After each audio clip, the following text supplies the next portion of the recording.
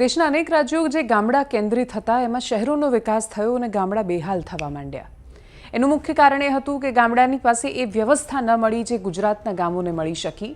અને એટલે જ આણંદ હોય કે મહેસાણા, ત્રિભુવનદાસ પટેલ હોય કે પછી જે તે સમયે 1963માં જે ડેરીની શરૂઆત થઈ એ માનસીભાઈ પૃથ્વીરાજભાઈ ચૌધરીના વિઝનથી શરૂ થયેલી દૂધસાગર ડેરીની વાત હોય. ગામડામાં સહકારી પ્રવૃત્તિ એટલી અદ્ભુત રીતે આગળ વધી, આપણને અમૂલ મળ્યું અને એનું પરિણામ એ છે કે આપણે આ સહકારી સંસ્થાઓ થકી ગુજરાત રાજ્યમાં ખેડૂતની, પશુપાલકની બદલાયેલી જિંદગી, એનું જીવન જોઈ શક્યા છીએ. અને એટલે જ એવી એક ચૂંટણી કે જે ઇતિહાસ પોતાની અંદર રચીને પૂરી થઈ છે, એના વિશે કરીશું વાત. નમસ્કાર, આપની સાથે હું દેવાંશી.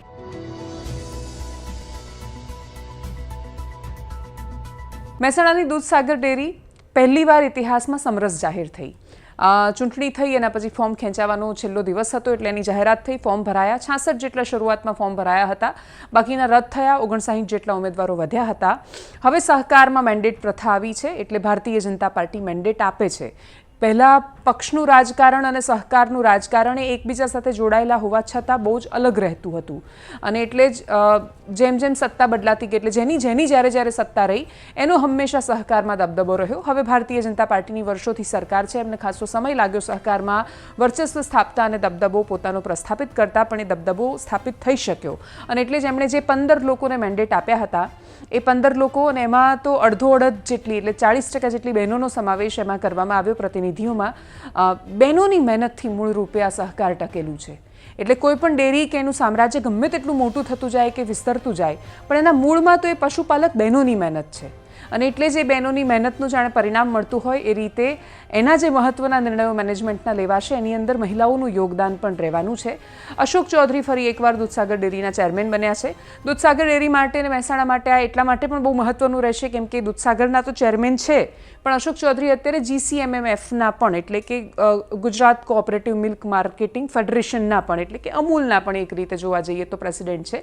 અને એટલે જ આ બે સ્થાને તમે અધ્યક્ષ હો ત્યારે ઘણી બધી એટલે અહીંયાની જરૂરિયાતો પૂરી કરવા માટે ત્યાંનું પદ પણ બહુ જ મહત્ત્વનું બનતું હોય છે.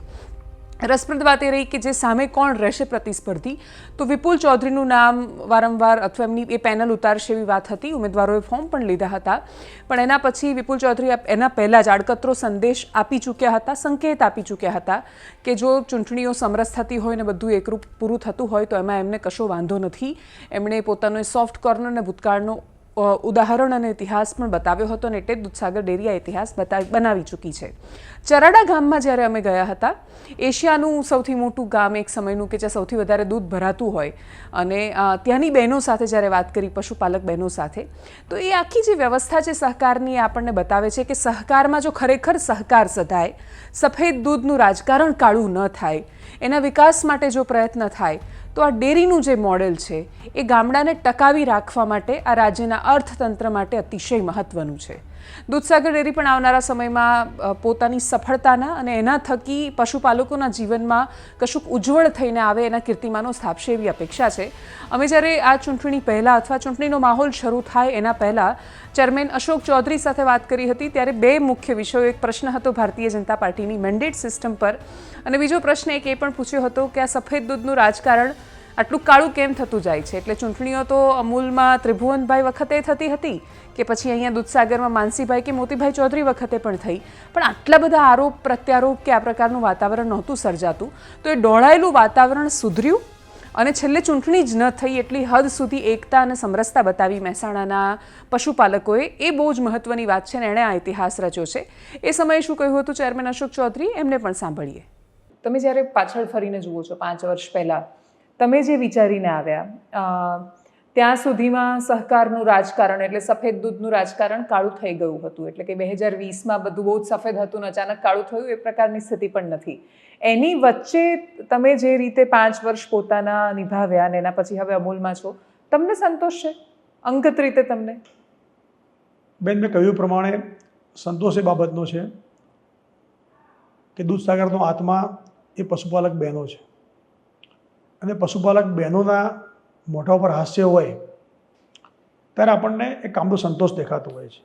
જ્યારે ગામડાઓમાં જઈએ અને બહેનો જે પ્રેમ આપે છે એ બેનને એમ લાગે છે કે મારી ચિંતા કરવાવાળા લોકો મહેસાણા બેઠા છે ડેરીમાં, અને એને જે વિશ્વાસ છે એ જ અમારી મોટી તાકાત છે. અને દેશના પ્રધાનમંત્રી નરેન્દ્રભાઈ મોદી સાહેબ હોય, આપણા ગૃહ અને સહકાર મંત્રી અમિતભાઈ શાહ સાહેબ હોય, આ આપણા જે વડીલો છે, આગેવાનો છે, એ પણ જે પ્રમાણે સહકારની ચિંતા કરી રહ્યા છે કે સહકારી માળખું વ્યવસ્થિત બને, સહકારી માળખું હજુ પણ મજબૂત બને, એના માટે નવા નવા ઇનિશિયેટિવ લીધા છે એમને. અને એના દ્વારા જે પણ નવા નવા આયામો ઉમેર્યા છે એના કારણે સહકારી પ્રવૃત્તિમાં પારદર્શિતા પણ વધી છે, કરકસર પણ ઊભી થવાની છે. એના કારણે લાભ આખા દેશમાં થઈ રહ્યો છે. અને એ મેં કહ્યું પ્રમાણે સંતોષ એ બાબતનો છે કે જ્યારે 4.5 વર્ષ પાછળ જોઈએ છીએ તો એમ થાય કે લોકોને એમ થતું હતું કે ડેરીનો શું થશે, ડેરી ચાલશે કેમ. એની જગ્યાએ આજે ગામડાનો સામાન્ય માણસ પણ એમ કે મારી ડેરી બરાબર ચાલે છે. બેન એમ કે જે બેનને ખરેખર કોઈ જગ્યાએ બેન એનો અભ્યાસ પણ હોય તો પણ એવું કહીએ કે મને ભાવ સારો મળે છે, દૂધનો ભાવદારો પણ સારો મળે છે, અને અમારી ડેરી જે લોકો ચલાવે છે એ લોકો બધા સારા માણસો છે, અમને સંતોષ છે એનાથી. તો એનાથી મોટું સુખ શું હોય બીજું આપણા? સહકારના રાજકારણમાં પક્ષના રાજકારણનો ઇન્ટરફિયરન્સ બહુ છે અને એ વધી રહ્યું છે સમયાંતરે. પહેલાં આવું નહોતું, બંને બહુ અલગ રહેતા હતા. ભલે મુખ્ય રાજનીતિ સાથે જોડાયેલા ચહેરાઓ જેમાં આવતા, એટલે ત્રિભુવન કાકા પણ કોંગ્રેસના પ્રમુખ હતા, દરેક લોકો સક્રિય રાજકારણમાં રહ્યા, પણ સહકાર આખું અલગ રહેતું હતું. હવે મને નથી ખબર તમે આનો જવાબ આપશો કે નહીં, કેમ કે તમે પણ પક્ષની સાથે જોડાયેલા છો, પણ છતાંય મારો આ પ્રશ્ન છે કે મેન્ડેટ પ્રથા આ રાજકારણને નુકસાન કરી રહી છે કે ફાયદો કરી રહી છે? બેન, સામાન્ય રીતે જે પાર્ટીની સરકાર સત્તા ઉપર હોય એની જવાબદારી છે કે એ રાજ્યનું સહકાર તંત્ર સારી રીતે કામ કરતું રહે. એટલા માટે આમ સહકાર તંત્ર આખું સ્વાયત્ત છે, પણ છતાંય કોઈ જગ્યાએ વડીલની ભૂમિકામાં જરૂર પડે તો કોઈ પણ રાજ્યમાં કોઈ પણ પક્ષની સરકાર હોય એનો પહેલો મેઇન હેતુ એ જ હોય કે એના રાજ્યની અંદર સહકારની તંત્ર છે જે આખું એ ખૂબ સારું કામ કરે અને એના પરિણામે ગામડાઓ સમૃદ્ધ રહે.